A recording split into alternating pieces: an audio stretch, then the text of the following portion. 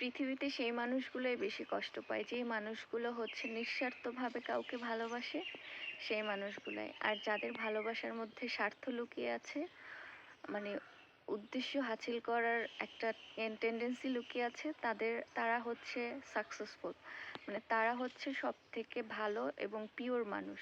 আর যারা নিঃস্বার্থভাবে কাউকে ভালোবাসে, তারা হচ্ছে সব থেকে খারাপ ও নিকৃষ্ট মানুষ। এটা হচ্ছে পৃথিবীর বর্তমান নিয়ম, আর এই নিয়ম অনুযায়ী পৃথিবী চলতেছে। হ্যাঁ, পৃথিবীতে আমরা সবাই স্বার্থপর, কেউ কম এবং কেউ বেশি, কিন্তু যারা নিঃস্বার্থ মানে কম স্বার্থ রেখে ভালোবাসে মানুষকে, তারাই সব জায়গায় অবহেলিত এবং অপমানিত। এটা কেন দুনিয়ার নীতি হলো? আর এই কারণেই আজ পৃথিবী ধ্বংসের মুখে।